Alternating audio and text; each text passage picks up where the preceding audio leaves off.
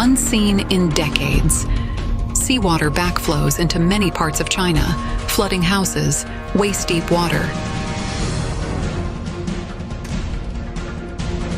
Bank deposits in China continue to disappear.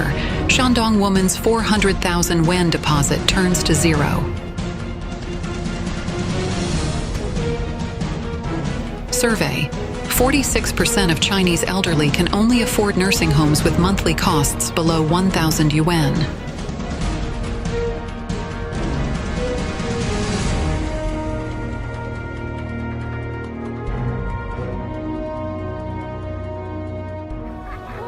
On October 21st, seawater backflow suddenly occurred in Hebei, Liaoning, Tianjin, and other places.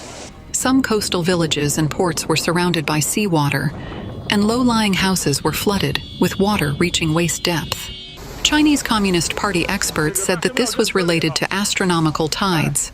The phenomenon triggered heated discussions among netizens, and some residents said that this high tide had not been seen for decades. Why didn't those experts warn us? Why did it happen now? Starting from the early morning of Monday, October 21st, seawater backflow rarely occurred in many places such as Tianjin, Tangshan, Liaoning, and Jiangsu. People woke up to the flood and fled their homes in surprise, suffering heavy losses. China's Bohai Sea, Yellow Sea, and East China Sea rarely experience tidal backflow. The seawater overflowed the coastline, broke the embankment, and engulfed farmland. Towns and villages seemed to be in the sea, with a vast ocean stretching for thousands of miles.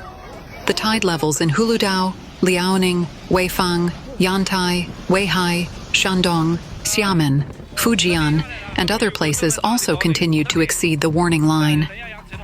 The situation in Erjigo, Dawa District, Panjin City, is the most serious. Some houses are left with only roofs visible. Due to the sudden flood, people could only scream and flee for their lives, with some climbing onto roofs for shelter. The current casualties are unknown. A video captures a voice saying, "It's too miserable, unimaginable. The ground where we usually live is now a vast ocean, all this water." Residents in many places in Panjin and Yingkou, Liaoning, said they have not seen such a large tide in 30 years. The video shows the tide rushing into villages and residents' houses, with vehicles on the streets breaking down. Indoor appliances and furniture were soaked in water. A video captures a voice saying, "Where are the people? The whole house is full of water. I almost climbed onto the Kang, about 10 centimeters away." Water affairs personnel in Rudong County, Jiangsu Province, revealed that the Dongling Gate was destroyed, flooding the greenhouse and causing heavy losses in aquaculture and agriculture. A video captures a voice saying, "We have exceeded the highest tide level in history. The tide destroyed the dam outside the gate and came straight in, flooding the shrimp sheds."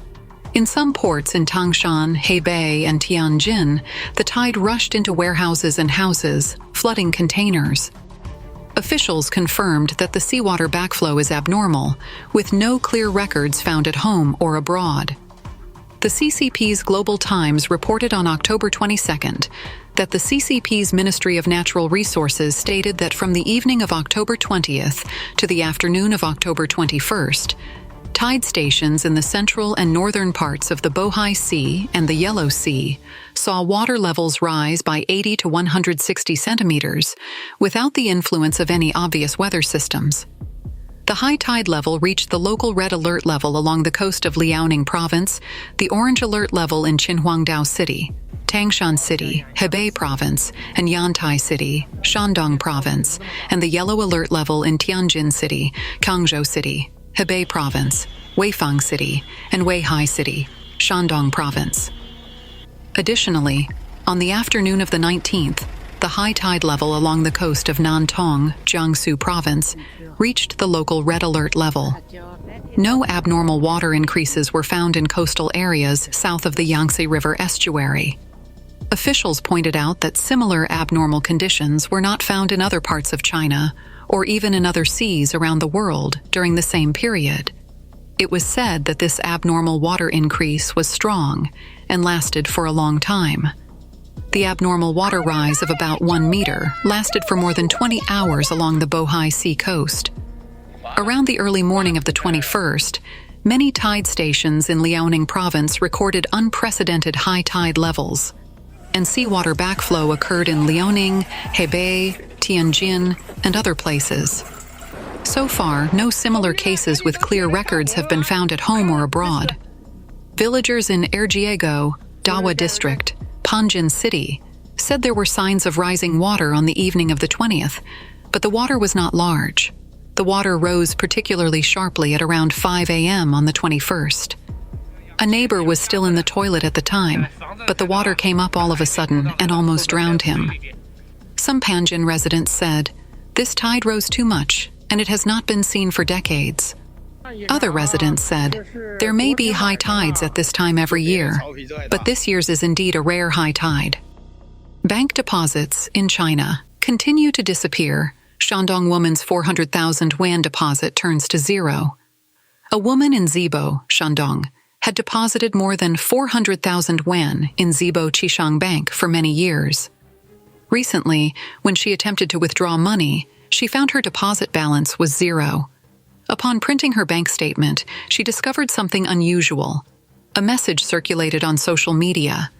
Depositor Miss Qi said she had deposited over 400,000 yuan in Qishang Bank in Zibo, Shandong. But when she tried to withdraw money, she found her account balance was zero. After reviewing her bank statements for the past 4 years, Ms. Qi discovered that every amount she deposited into the bank card at the counter was withdrawn on the same day without her knowledge. It is said that Ms. Qi had chosen Zibo Qishang Bank as her deposit bank for many years. Trusting the bank, she deposited her life savings into her account. However, when she recently went to withdraw money, she was shocked by this unexpected situation. After several unsuccessful attempts to resolve the issue with the bank, she decided to post her experience online, hoping to attract public attention and help. In response to the incident, Jimu News reported that on October 22nd, customer service staff at Zibo Qishang Bank stated that the matter had been reported to the relevant departments, but no resolution had been reached yet. Staff from the Zibo Supervision Branch of the State Administration of Financial Supervision and Administration said they were aware of the situation, and the relevant departments were following up. According to the official website of Qishang Bank Comics Ltd. was established on August 28, 1997. It is a joint stock commercial bank formed by the fourth batch of urban credit cooperatives in the country. The disappearance of depositor funds from Qishang Bank in Zibo, Shandong, has caused an uproar online. The news quickly spread, sparking public concerns and discussions about the safety of bank deposits.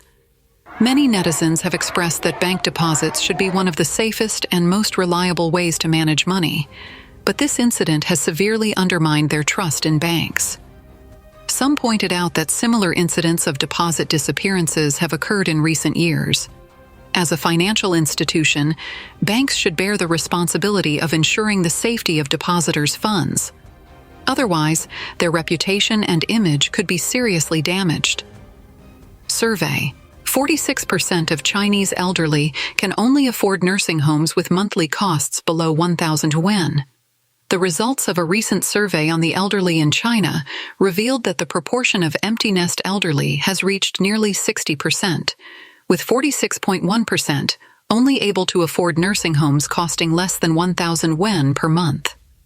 Currently, the fees charged by nursing homes in China are generally higher than what most elderly can afford. The survey shows that in 2021, 56.2% of elderly people in China were in the low age bracket, 60 to 69 years old. 30.4% were in the middle age bracket, 70 to 79 years old, and 13.4% were aged 80 and above. Among them, the average number of children per elderly person was 2.6, a decrease of 0.6 compared to 2010. This indicates that as the first generation of parents with only one child enters old age, the average number of children in elderly Chinese families has significantly declined.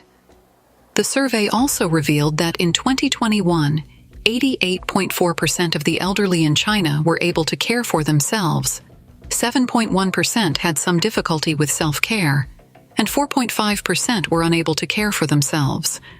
Of the elderly surveyed, 13.2% reported needing assistance with daily living, of which 83.0% received care, indicating that 17% were unable to meet their care needs.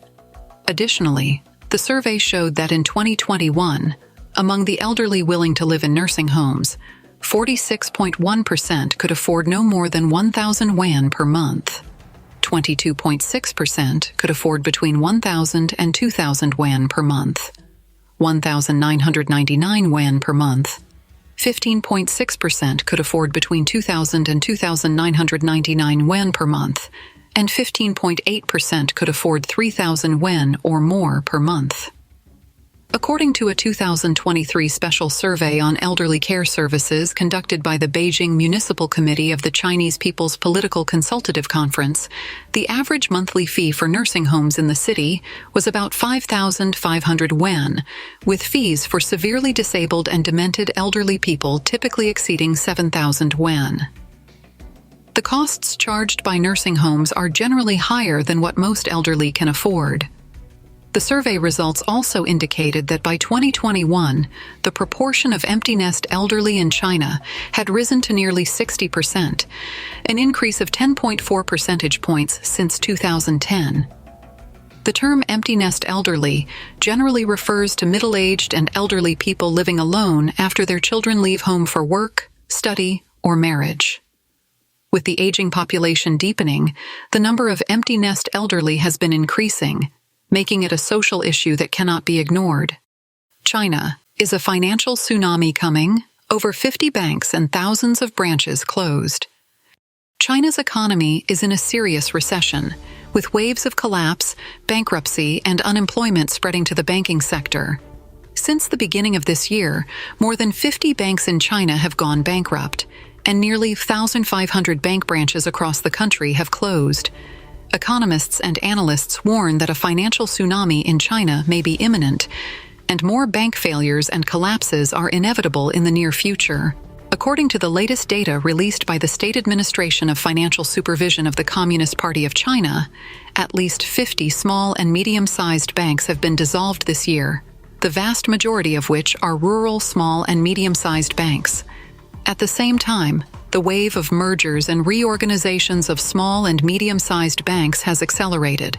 For instance, Liaoning Rural Commercial Bank absorbed and merged 36 rural small and medium-sized banks, while Shenyang Rural Commercial Bank merged with 30 rural credit cooperatives.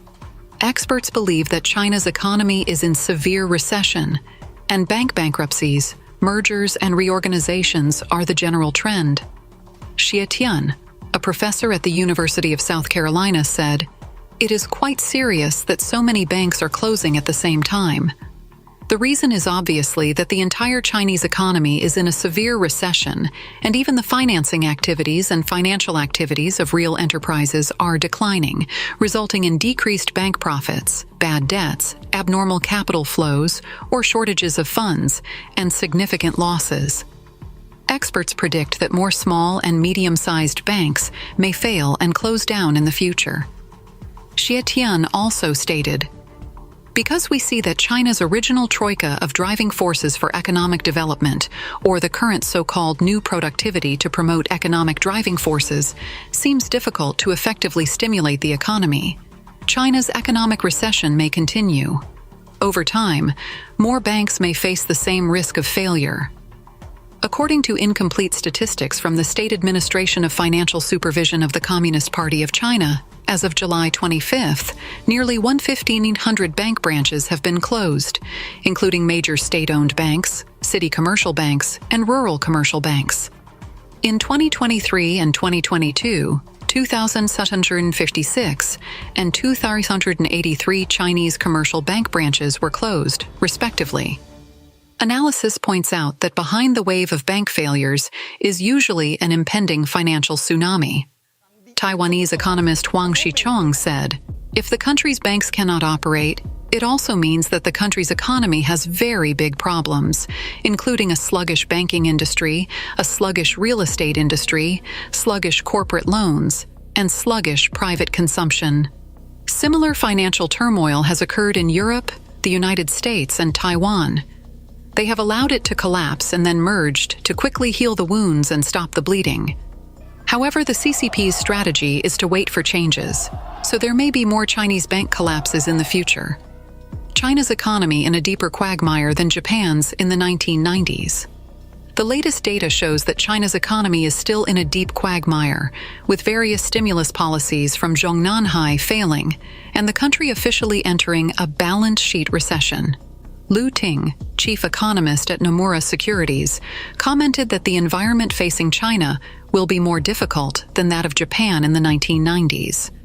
According to Chinese statistics, in the second quarter, foreign direct investment, FDI liabilities, decreased by nearly $15 billion. This is the second time this figure has turned negative.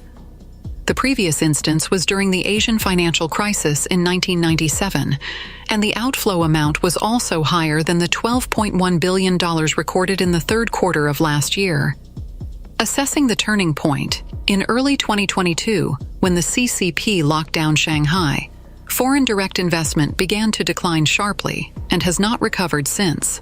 The sharp decline in new loans shows that the vast majority of Chinese companies have become flat, unwilling or afraid to borrow to invest. The Social Financing Scale report released by the People's Bank of China last week showed that new loans were 260 billion yuan in July, down nearly 88% from the previous month, and far below the 450 billion yuan expected by analysts polled by Reuters. This is only about 1/10 of normal months, and the decline can be described as dramatic. Moreover, the People's Bank of China released cumulative data from January to July this time. Many data points do not include separate monthly figures for July and need to be calculated separately. According to Reuters calculations, household loans, mainly home mortgages, fell sharply by 210 billion yuan in July, while rising by 570.9 billion yuan in June. Corporate loans fell directly to 130 billion yuan from 1.63 trillion yuan in June. The official explanation given by the CCP is to squeeze out water, meaning the difference is caused by statistical magnitude. However, looking at the direct M1 of individuals and enterprises, the M1 balance fell 6.6% year-on-year, and the growth rate is still negative. At the end of last month, it was down 5% year-on-year. M2 increased by 6.2% year-on-year, which shows that most companies and individuals prefer to convert their current deposits into time deposits or financial management, rather than investment or consumption. This is a typical flat collective. Since July, more companies and individuals have begun to transfer their deposits into financial management and purchasing, greatly increasing the price of government bonds. This will increase China's financial risks because the corresponding government bond interest rates for the central bank, the increase in long-term interest rates, and government bond prices will lead to a decrease in long-term interest rates and the risk of yield inversion. This makes the CCP very concerned. The method calls for a direct ban on rural commercial banks, securities companies, etc., from conducting government bond transactions. However, it is obvious that it is not working well. Total social capital decreased in July, marking a major turning point in the decline of the balance sheet. Last year, Japanese economist Ku Xiaoming proposed a theory of balance sheet recession based on Japan's 30 lost years, which has aroused widespread concern in the Chinese government, industry, and academia. He pointed out that the cause of this recession is high debt in the private sector, which often causes individuals or companies to repay debt first to increase savings instead of consumption or investment, which in turn leads to economic growth slowing down or declining, and eventually an economic recession. Since last year, Chinese scholars have generally believed that, unlike Japan, there is no such thing as a balance sheet recession. The first 7 months of this year saw total social financing of 18.87 trillion yuan, a sharp decline of 3.22 trillion yuan compared to the same period last year, down 14.6%. Looking at the month, new RMB loans in July were 260 billion yuan, down 85.9 billion yuan from 345.9 billion yuan in the same period in 2023. This is the first decline since July 2005. So the economic community has once again begun to debate, has the Chinese economy entered the model of Japan's Great Recession in the 1990s?